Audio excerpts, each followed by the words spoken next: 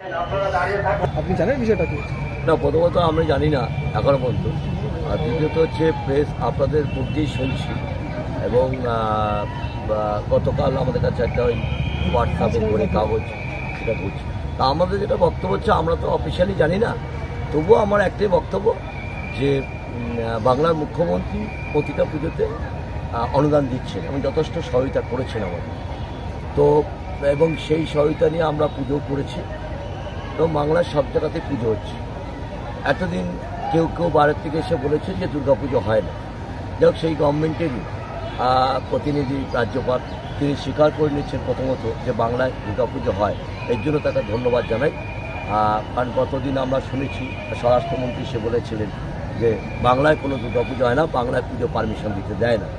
তো বাংলায় পুজো পারমিশন দেয় এবং রাজ্যপালের এই ঘোষণা তাতে প্রমাণ করছে যে উনি মেনে নিচ্ছেন বাংলায় সবচেয়ে বেশি পুজো হয় এবং বাংলার মুখ্যমন্ত্রী মমতা বন্দ্যোপাধ্যায় তত্ত্বাবধানে এবং তার অনুদানের ভিত্তিতে আমাদের পুজোগুলো হচ্ছে। আগেও হতো, কিন্তু এই অনুদানটা পাওয়াতে কী হচ্ছে, পুজোগুলো অনেক বেশি স্বাবলম্বী হয়েছে এবং পুজোগুলো অনেক বেশি জৌলুস বেড়েছে।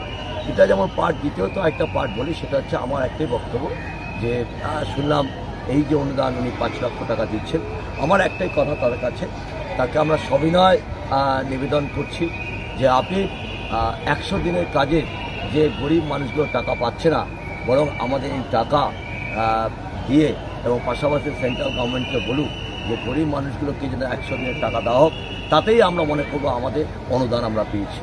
এটা ওনাকে অনুরোধ করছি আপনাদের মধ্যে দিয়ে। আমরা এই অনুদান সবিনয় প্রত্যাখ্যান করছি। পাশাপাশি আমাদের আবার বলছি, পাশাপাশি এটা বলছি, আমরা অনুদান সেটাই পাবো যদি 100 দিনের কাজে এই বাংলার বুকে দাঁড়িয়ে 100 দিনে যে টাকাটা পাচ্ছে না গরিব মানুষরা, সেই টাকাটা যদি উনি কেন্দ্রের কাছ থেকে দেন, আমরা লুমিনাস ক্লাব মনে করবো আমরা অনুদান পেয়ে গেছি।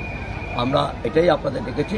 কারণ একটা কথা খুব পরিষ্কার, সেটা হচ্ছে আমরা বাংলার বুকে দাঁড়িয়ে আমি কদিন আগে উনি এসেছিলেন এখানে 20 তারিখে, মানে সবচেয়ে দুঃখজনক যে পুজো দেখতে যে কেউ আসতে পারেন, এই নিয়ে কোনো বিতর্ক বক্তব্য না। কিন্তু আমরা উনি একজন রাজ্যপাল, মানে সাংবিধানিক চেয়ার হিসেবে রাজ্যের প্রধান আমরা বলি, সেখানে দাঁড়িয়ে আমরা পুজো কমিটি জানতে পারিনি যে উনি এসছেন। তো পুলিশ প্রশাসন নাকি ছিল, পুলিশ পার্কা যাইছে, খুব স্বাভাবিকভাবে আমরা কেউ থাকতেও পাইনি।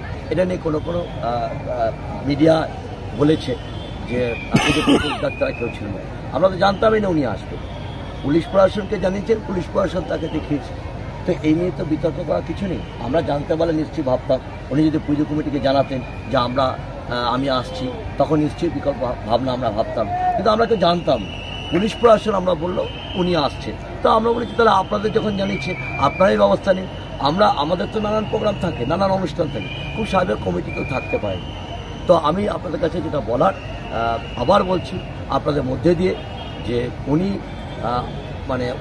পুজোর উপলক্ষে সারা বাংলায় আমাদেরকেও যুক্ত করেছেন। শুনলাম 5-6টা পুজো কিনে দিচ্ছেন, আমাদের 4টে পুজো কিনে দিচ্ছেন। আমাদের তার কাছে সবিনয় নিবেদন যে আমরা ওনার এই টাকাটা আমরা প্রত্যাখ্যান করছি এই কারণেই করছি যে গত কয়েকদিন ধরে আমরা দেখেছি রাজভবনের সামনে অভিষেক বন্দ্যোপাধ্যায়ের নেতৃত্বে 100 দিনে গরিব মানুষগুলো টাকা পাচ্ছে না।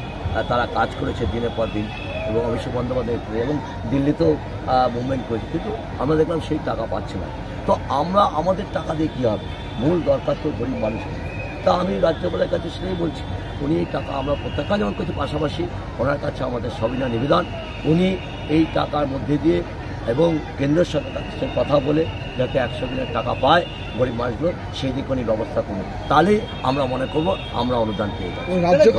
প্রত্যাখ্যান করছে এই কারণেই যে আমরা 100 দিনের কাজে গরিব মানুষগুলো যতদিন টাকা না পাবে আমরা অনুদান আমরা গ্রহণ করতে পারি না। কারণ আমরা সামাজিক কাজে যুক্ত আছি, আমরা বহু মানুষ গরিব মানুষ আমরা দেখতে পাচ্ছি ঘুরে বেড়াচ্ছেন, তারা এই টাকার জন্য ঘোরাচ্ছেন, পুজো তাদের ভালো যায়নি। তাই আমরা এই সব জায়গায় মেলা ফেলা করে গরিব মানুষগুলো দোকান বসে বড় কামে খাচ্ছে, পুজোর সময়টা একটা ইনকাম ব্যবস্থা হচ্ছে। কিন্তু পাশাপাশি এটা তো বেশি দিন চলতে পারে না, তো এটা একটা স্থায়ী সমাধান দরকার আছে।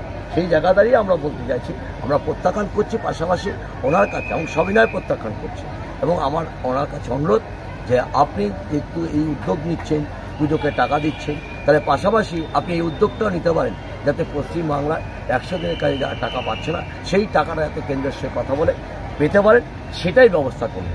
আমরা আপনাদের একটা বলি, আমরা যখন দেখেছি এটা নিয়ে বিতর্ক করছেন কোনো প্রেসকে, আপনাদের মধ্যে থেকে কেউ তুলেছেন যে কমিটি কেউ ছিল না, তো কমিটি কেউ ছিল না, উনি কমিটিকে জানায়নি, আমাদের তো কমিটিকে জানায়নি, তো উনি পুলিশ প্রশাসনকে জানিয়েছেন, পুলিশ প্রশাসনকে কাছে এসছেন, আমাদের তো সেখানে প্রশ্ন নেই, উনি এসছেন বলে গেছেন, দর্শনার্থীরা সকলেই আসছেন, উনি একজন দর্শনার্থী হিসেবে এসছেন, দেখে গেছেন, এই নিয়ে কোনো প্রশ্ন নেই, এই নিয়ে কোনো, কিন্তু আমাদের বক্তব্য হচ্ছে এটাই যে আমরা জানি না উনি আসছেন, আমরা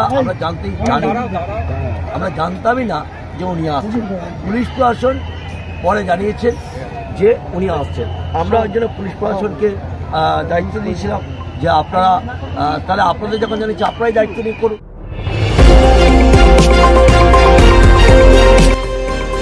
আমার বাংলা, সঙ্গে থাকুন, সঙ্গে রাখুন।